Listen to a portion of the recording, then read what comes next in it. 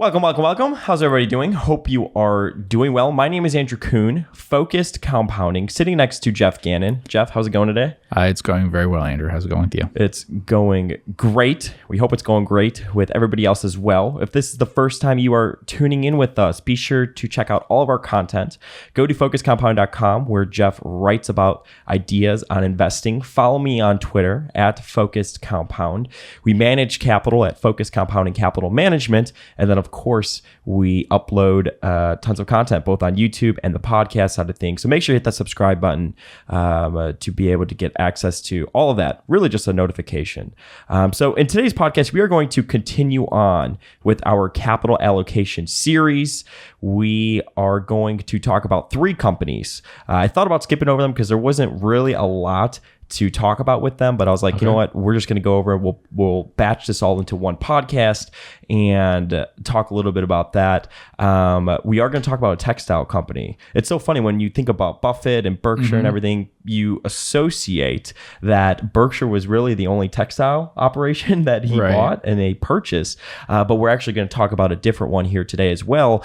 And just as a little twist, I thought, why not look at a modern day textile company or a company that just deals similar situation, one that is a micro cap that actually people bring up often. I wonder do you have an idea of what it is? I'm not sure I know which one it is. It is Lake is the ticker, Lake. People always bring that up to me. It's a Lakeland Industries. What is that? What the actual? See, I'm always like, it's like an author, right? I always forget what the author's name is, but ticker. Let's see, Lake. Lakeland Industries. Yeah, it had been a net at times. Yeah. Interesting. So we will talk about that. By capital allocation, I'm going to put the link from Amazon in the description. Jacob McDonough is the author. He sent us the PDF version of his book so we can all learn together. It is a great book. So I'll put his information in the description. Go buy his book. Go buy his book. Go buy his book. So Cypress Insurance Company. Again, there's not a lot to really say about a lot of these. These were smaller acquisitions. Right. We are in 1977 right now. He purchased Cypress Insurance Company for $2.7 million. The business earned $12.6 million in premiums in 1977. So the price to sales ratio was 0.21. You said something interesting on a couple podcasts before when we were talking about Buffett and insurance and how he's really an insurance guru, right? That's like where his circle of competency is. But it's so funny when you going through this process of analyzing his earlier investments, how it's like he ran insurance companies. He has not just been an investor. Like he's literally been an operator. Yeah. And I think I said that I don't think that other than National Indemnity, Berkshire's insurance operations were that great until they got a G. Jane. And Geico was great. And they, invested in it. They bought a lot of that and that eventually became Berkshire. But his real successes were National Indemnity and in Geico. And some of the others you can see it was a mixed bag. Now, he was able to invest a lot using them. And Berkshire, other things about Berkshire were a big success. But I don't think, unless you read the snowball really carefully, I don't think people realize how mixed Berkshire's performance was in insurance in the early days. So it was a different kind of company. It was a lot more in stocks where they grew in the early days, right? And in some of the operating businesses like See's Candies and all that, you're not going to hear them talk a lot about how well they did in insurance in those days.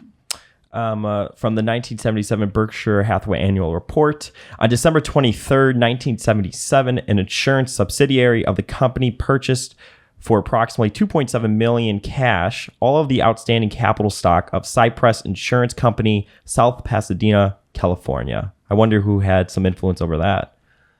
Yeah, could be Munger. Yep. So Jacob goes into it. He says little financial data is disclosed on an individual company level for Cypress following the acquisition. However, Berkshire did disclose the results of the overall workers' compensation segment in the annual reports. Berkshire had minimal volume in workers' compensation prior to 1977. So some things that stand out here, right? From 1978 to 1982, you have premiums go down by what, half? Yeah, from 29.8 million to 15.9 million. And inflation was extremely high from 1978 to 1982. So what does that tell you? The real volume of business dropped by a lot more than half. So the economy is growing. There's demand for stuff growing. There's probably the market for workers' comp is probably a lot bigger, and yet you're writing less than half as much. Possibly it's because of that first part we see there where they had an underwriting loss. So you could see they probably had a combined ratio of like 110 or something in 1978 based on that loss. So because of that, they may have had trouble. And in fact, we know they had trouble because I think Munger's talked about things and stuff like that, about workers' comp issues in California. So what type of insurance is that then? So workers' comp has, I would think, a key area to be worried about would be fraud, personally.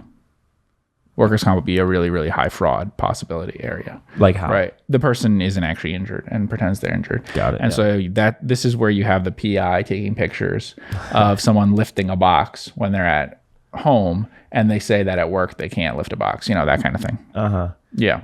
That's like, you ever seen The Office, the episode of The Office where I think, what's his name? Gosh, I can't remember his name, but Michael Scott and Dwight are trying... Daryl. They're trying to prove that Daryl is not actually injured. Okay, yeah. And then his sister is taking out the garbage or something like that. And they're like, see, that's Daryl. And it turns around and it was actually his sister that was doing it. And so there you go. It kind of was like an awkward situation. Like, oh, that is not Daryl. Yep. Yeah, that's fun. Yeah, I think that would be a high risk possibility, is to be able to understand the fraud risks and things like that. I wonder what eventually, like, what happened to this company over time. Did they just like let it run off, or because other than this book, it was the first time I really heard about the company and Buffett being involved with it. Let's see. It's a fairly small part after 1984. Yeah. So they don't really talk about it after that. It kind of disappears because it's smaller even than the home state operations. Mm-hmm. Yeah. So a very mixed underwriting record, right? I mean, do you see in 1984 what the underwriting gain loss shows? Negative 12.5 million. Yeah, but what was the premiums that they wrote that year? 22.6 million. Yeah. So what is that? I mean, technically, if they're reporting their combined ratio, that's over 150 or something like that. Yeah. So. Yeah, it's interesting. It'd be interesting to hear his perspective on what they have problems in urban auto too, which we talked. I mean, I don't know if we talked about it, but I mentioned that before. That urban auto insurance was an idea that they had. It worked well in one place, which they bought, and they tried to move into other cities. Also, 1970s, 1980s. You have to be careful if there were about differences between cities and other places, about differences between states. California might not have been the best place for some of the risks that we're talking about. So you could have misjudged a lot of things, and then there was a lot of inflation. But it shows you the difficulties there because that's a lot to lose. Yeah, absolutely. Paid a very low price though. He did. Just so people know, paying 1/5 of premiums. Yeah. So you could definitely, if you had a really good underwriting record, you could get 1 times premiums or more. Because obviously, if you're making 10% a year, if you had a 90 combined ratio or something like that, then even if you weren't growing, presumably you'd be worth 1 times premiums. You could make a little bit on the investment side, and you'd have, your 10% or whatever. So you'd figure that any very strong insurance company in terms of having underwriting profits would trade for more than premiums. To the extent that you had some losses, then you might trade for less than premiums. A lot of people compare it to book. That's the main thing they look at. But in that case, that's a very, very low price to premiums. Yeah.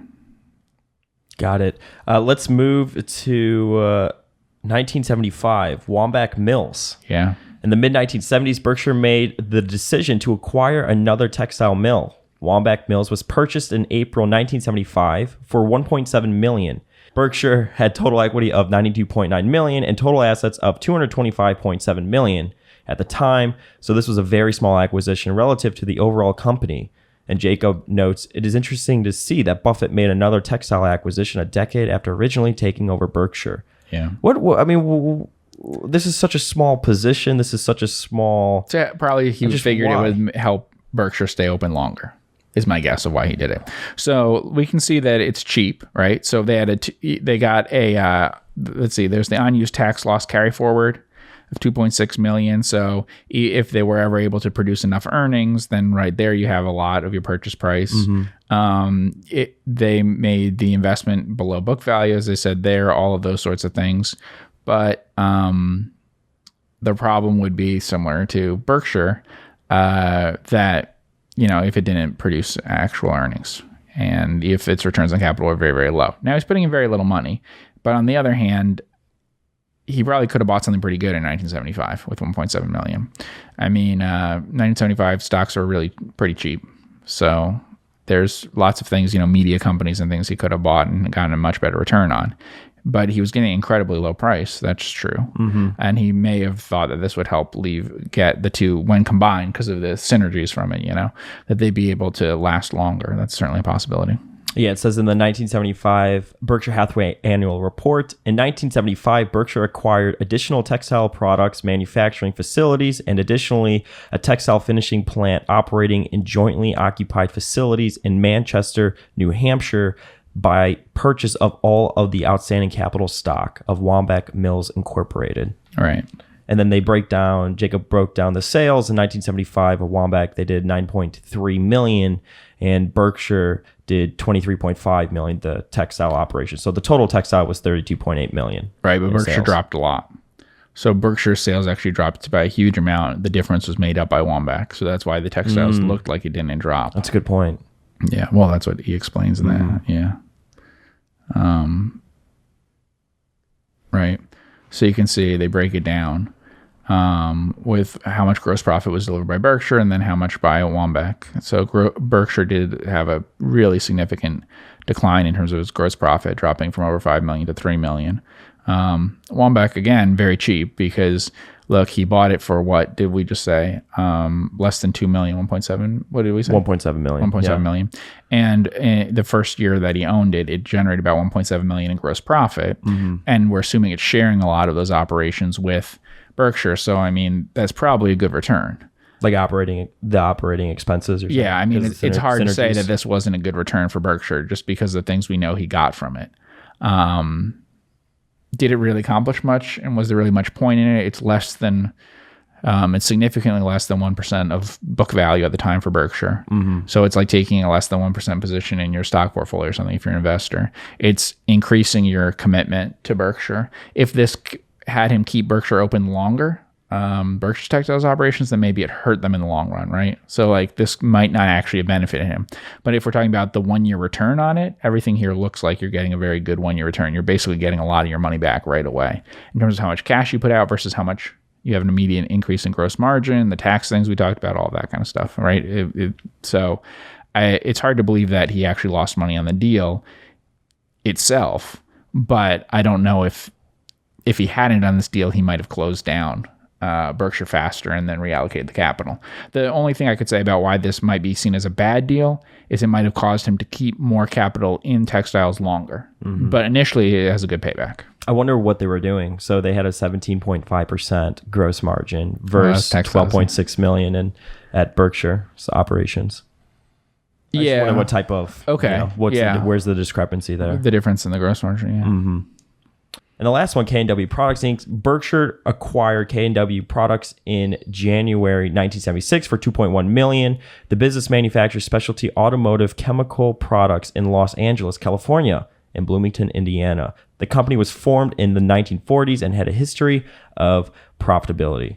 It's interesting that he's doing a lot more business in California during this time. This is the period where Buffett has not, where Berkshire is not officially married with Charlie Munger's operations there, but they are big owners in Blue Chip, and they also own Diversified together, Buffett and Munger and all that. So spending more time there. Yeah, so they're actually spending a lot of time.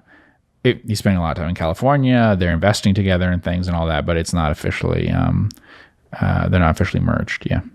So at the time, the textile operations were doing about 44.6 million in sales and 4.1 million in gross profit. Gosh, a 9.3% gross margin. Yeah. I mean, that is just awful. 2.6 pre-tax margin. I mean, just the room for error there is just non-existent. Right. So that's not necessarily a bad year. They had a gross margin that was positive there, 2.6. So it could pre-tax margin. Yeah. So apparently the gross margin go even lower than that. That's something you anticipate in that industry. Yeah. And K&W Products did sales of 2.5 million with gross profit of 1.45 million, 57.6% gross margin. Yeah. Pretty good. That's an excellent gross margin, yeah. And that's not surprising too, right? For a The type of business manufacturing type business, yeah. So for something that you actually manufacture, Chemicals. that's incredibly high gross margin, right? Because like commodity chemicals would have gross margins that are, a third of that or something. So it's some sort of specialty chemical thing, which is when you get high returns on it, often in terms of your gross margin. But then you need to have enough scale, because it is true that 30%, in this case 37% of your expenses are fixed expenses because your business is so small. I mean, even adjusting this for today, this is like a nano cap type company, right? This is like the company doing $10 to $15 million a year in sales or something in today's terms, maybe something like that. So it's a really small company. So it's just the overhead is the issue. Obviously, the gross margin's great. And you paid what, 4 to 5 times pre-tax income for the company? Yeah. So you think about like a 4 to 5 year, 4.5 year payback, and you're home free from there. Right. Exactly. Yeah. With where corporate tax rates were, that would be like high single digits PE today.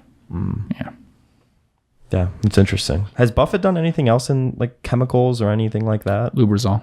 Oh, okay. And in fact, this has some similarity to that, I would say. So that's something to keep in mind. I mean, just if similarity to me in looking at it, I wouldn't say necessarily that the products are the same that way or anything like that. But this is just not it doesn't grow a lot and all that. And it's mature. And, actually in this time period, Lubrizol was a hot stock, I think. Let's see. Yeah. So yeah, in the mid 1970s or something, it was kind of a nifty 50 stock at the time, Lubrizol. Berkshire would buy it like, 30 years later or whatever, but. Jacob writes, K&W was a mature business and probably experienced little growth. Instead, it is likely that most of K&W's cash profits were sent to Berkshire to help fuel a little bit of its expansion. Yep. Very interesting. So let's look at Lakeland Industries. This is a modern day textile, I guess you could say, or they do stuff with apparel. Well, if I remember, it's safety that has to deal with gloves and things like that. Yeah, manufactures and sells industrial protective clothing and accessories for the industrial. This is why I'm worried people are talking about it now and hadn't been talking about it before. Why? I've known about the company for a very long time because it's at times been a net, but I feel like the reason why people are mentioning it lately is because of COVID. Got it. You don't think so? Well, what's the share turnover look at last now? year, right? The 47%. Revenue growth. Okay, and from 2020 to 2021. What's the share turnover? Yeah, I was looking at that 863%. Right. This used to be a highly illiquid stock. So I mean, we can look at like volume or something in the. Do you have like OTC markets for it? Yeah. So this stock was years ago. The stock was highly illiquid, or for a business that size. It's not a small business, as we'll see in terms of the. I mean. Of the kinds of businesses we look at in terms of actual sales volume, it's not that small, but it's of questionable profitability often, sort of like you were saying. So if we look though at the chart at the bottom, if you go down, it's not generating a chart for you. Because you're on the quotes page. Yeah. But if you look there and then you go to a longer term chart, like 5 years or max. Yeah. So you'll see there that there's no volume of the volume stuff down there, and then volume explodes. So if you go to 5 year, we could see better probably. So you see how all the stock becomes highly liquid in 2020 at the same time that spikes. So we don't usually do things where we show you volume and prices and stuff. But if you notice, you'll see the big spike there in green on the volume, and the big spike you can see associated with that in the price at the same time. What date is it when you hover over it? It says that's the end of February 2020. February 24th. Right. So it's about a month or so before all the, the bottom of the market and the huge closures and COVID and everything. So it's at the point where people are starting to get concerned about that, trying to get in front of that. This is basically when you started to hear about everything. Yeah. And then it's very, has a lot of volume and a lot of volatility after that. To give you some indication, look, at the lowest points for volume now here, the very highest months in the past, right? Going back years and years ago, don't even come near. So the slowest month now is huge compared to back then. So this shows you one of those things that can happen when a stock, which is totally illiquid, becomes that was fairly illiquid and overlooked becomes not overlooked, right? And then you get a situation too where it's almost like looking at cyclical companies. They could have like a 3 PE or 3 to 4 times free cash flow. But then you look and they just had a massive year last year. So how much of that's going to be repeated going forward? That's what I would be mostly concerned about if I were to invest in the company today. The issue here is gross profit more than doubled. All right. So when does that ever happen at a company? That just is not common. And you can see that operating profit, obviously, because of that, increased by even more than that. Right? Operating profit for people listening in 2020 was, before everything, $6 million, and last year it was $44 million. Right. And what you can see also is that there's an increase in margin at the same time that there's an increase in revenue. So this is, pretty unusual that way. So you can see that there was a $51 million increase in sales, right?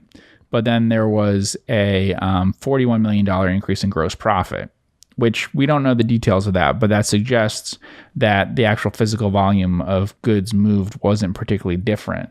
The prices were different. Now, it might not be. In theory, you could have something where you could have suddenly obtained things at lower costs and things like that, or that there's huge overhead cost absorption. I'm guessing it was a price increase. So you just sold things at a higher price. Right? At a much higher price. Did they get criticized for doing that? Well, I don't know. I mean, it's hard to, maybe they did different things. Yeah.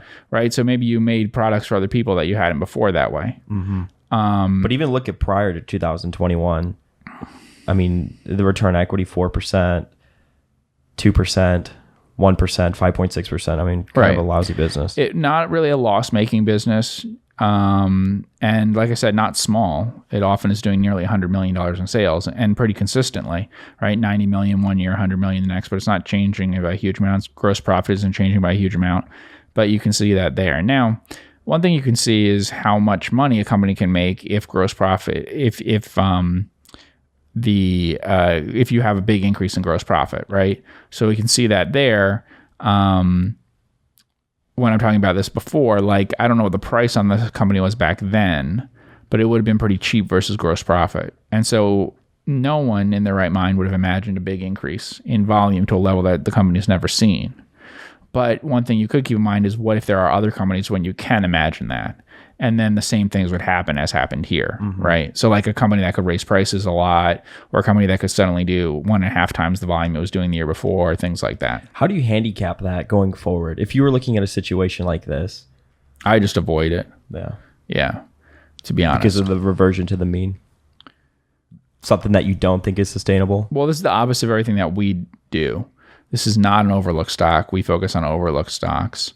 It's people betting for a continuation of something that's probably abnormal, whereas we almost always bet on continuation of like the average, the mean, or whatever you want to call it. So we tend to bet on the status quo. Here is status quo literally today, but something that you'd expect not to continue. And so I always avoid those kinds of things. In some businesses, I guess you could imagine that they could become normal. It's the same thing as like the chip shortage stuff.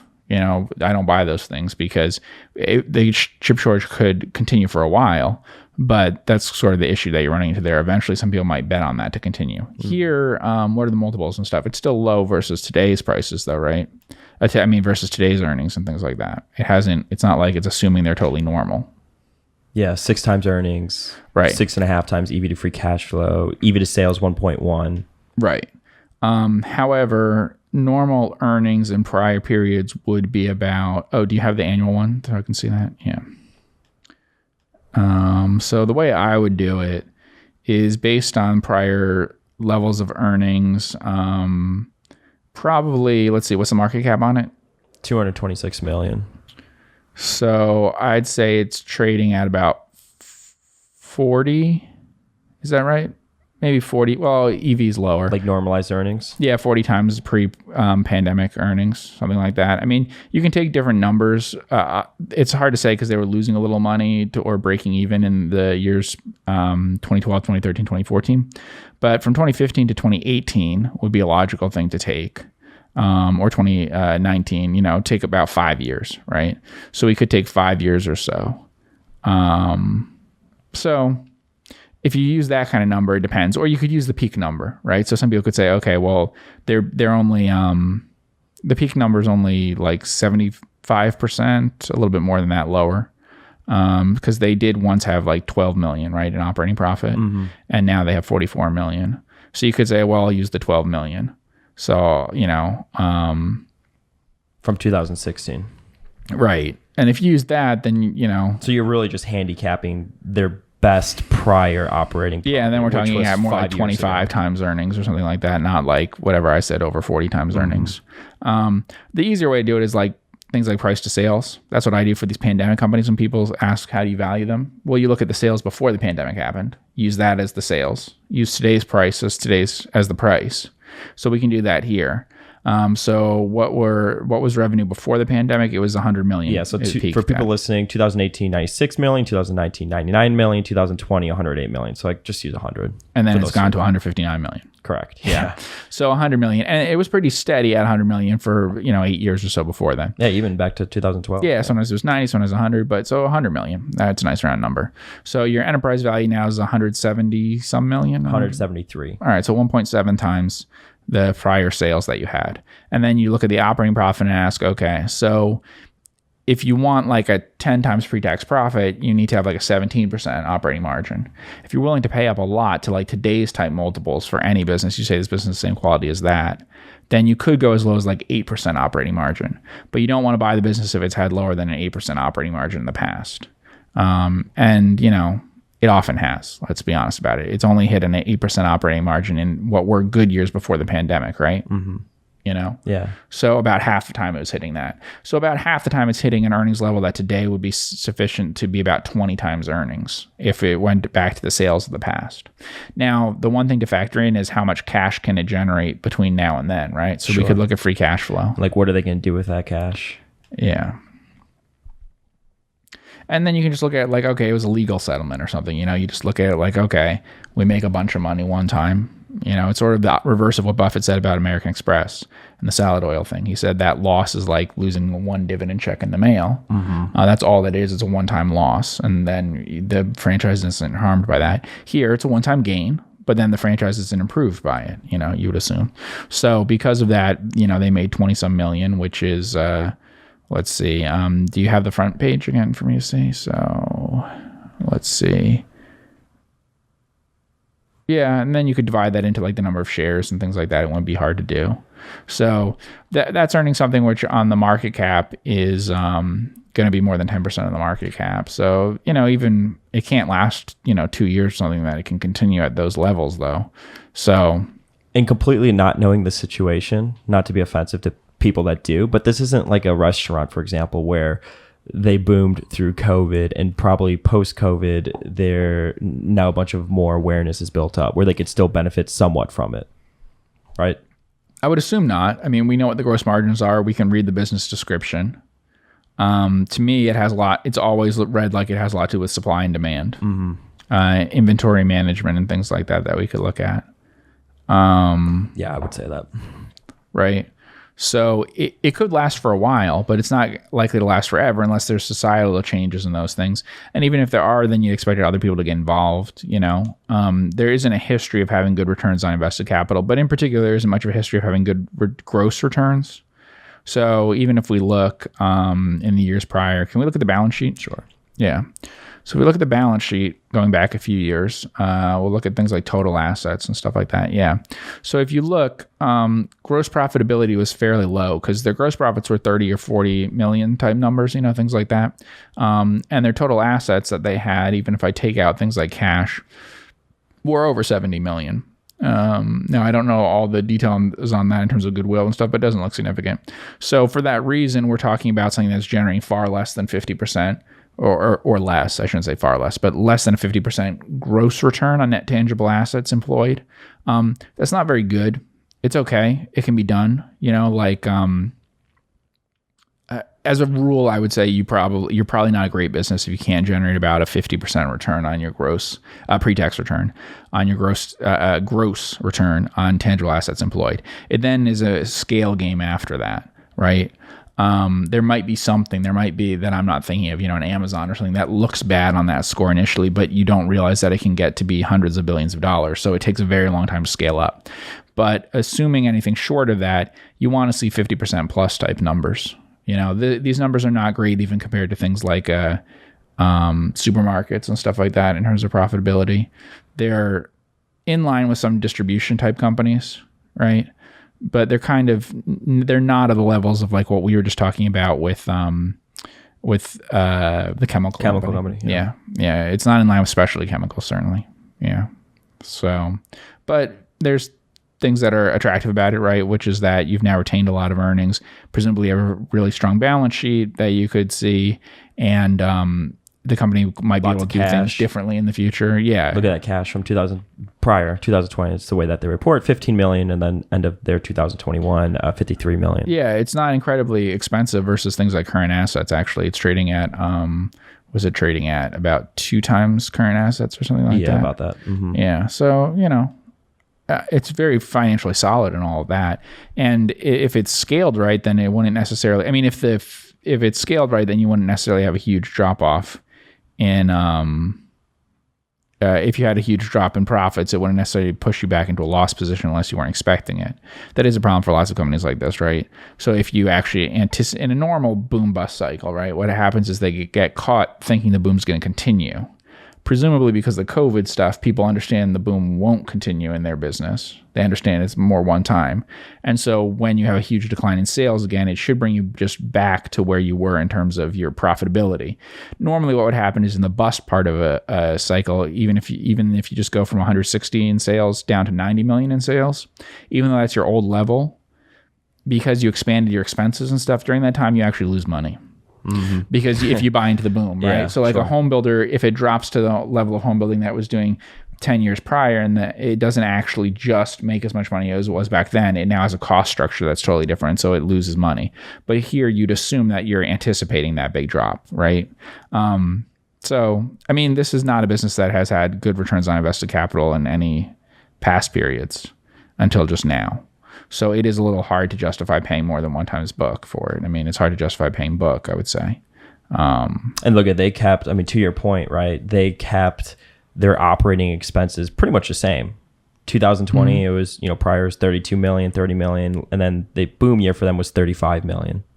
Right. Well, there probably wasn't even enough time to hire expand your operating expenses and all that. Yeah. Mm-hmm. I mean, what this looks like, to be honest, we know this because of COVID, but this actually looks like when there's conditions of shortage in a commodity industry.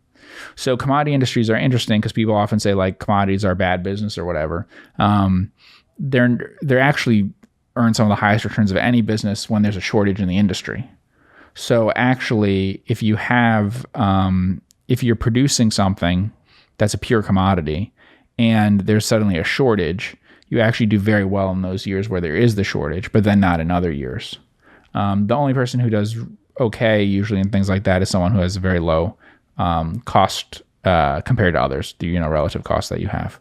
So like you might say, well, is copper a good business or something? Well, in a year where the world wants more copper than there is, actually it has really high returns for a copper miner, right? Mm-hmm. But then there's other long periods where that's not true. And so this looks a lot to me, especially when you look at things like the gross profit things. And that's the line to focus on, right? Look how consistent gross profit was from 2012 to 2021. It looks like a non-cyclical commodity business. If that sounds like an oxymoron, right? But a business in which there may not be big differences between the players in terms of how much they can get out of economically. Brand names might not be that important. It might be hard to differentiate yourself. There could be efficiencies that you could do a little better than the other guy or whatever. But if you look at the balance sheet and how much they generate on it, it's probably pretty stable. You have to have similar levels of inventories, receivables, things like that. And then you generate this very stable amount of gross profits. And those numbers and stuff look a lot like a commodity business that is not cyclical. And then suddenly you introduce this abnormal one-time thing, right? So, but the economics of it do seem a lot like a commodity business, except there isn't cyclicality because normally it should be a very predictable business. So this looks like a mediocre but predictable business, right? When you say that until this happened, it's not unpredictable. It's very stable. No, the gross profit margin, everything was pretty much... and to me, I always thought looking at this company in the past, it would be hard for them to lose a lot of money and actually to be financially endangered and stuff. I didn't buy that. A lot of times people talk about nets and things like that, like there's a high risk of bankruptcy and all that, but they'd always have very little chance of losing large amounts of money in a short period of time. And then you have a balance sheet which has a lot of, like how many inventory would be half a year sales, which because of the that's not adjusted for the markup and everything. So it's even more than that as that they have in a given year. So, I mean, like the balance sheet is a lot of, It's very strong. No debt, tons of cash. right. And the balance sheet's very, now they have all that. But even the past periods, it's mostly inventories and accounts receivable. It's stuff that's fairly liquid, whatever. It looks like a business that wouldn't go out of business. Yeah. It looks like a business you could loan money to, but it looks like a business that will earn low returns on invested capital. So it should trade at a big discount to book. That's what I would have said before this happened now. Should we look at, just so people listening know, should we look at the business description? Sure. So we've seen the business description people online have, but some people are listening on just the podcast. So just the keywords so they understand. Yeah, they manufacture and sell industrial protective clothing and accessories for the industrial and public protective clothing market worldwide. It offers limited use / disposable protective clothing such as coveralls, laboratory coats, shirts, pants, hoods, aprons, sleeves, arm guards, blah, blah, blah, blah, blah. Right. And then it says all the things that they normally do, but we can imagine that during COVID, it was less the janitors and the oil stuff and more the categories that they needed, which was, in construction, they didn't need that as much either. But the things you can imagine for the safety and protective clothing. So there can't be that many companies doing all of that sort of stuff. It has to be a fairly small market that way. But it's highly diversified. They mentioned that there's 1,600 different safety and industrial supply distributors. Correct. Yeah. So, yeah. So, I mean, it looks financially sound and all of that, and it looked financially sound before, but it looks like way too high a price to pay for it, I would say. And then there's just the more general thing. Do you want to buy something that everyone else is focused on now, or would you rather buy it at the times when no one is? And I would just refer you back to that volume chart that you can see that something can suddenly, that people can be trading like 100 times more volume in something when something like this happens than there was before.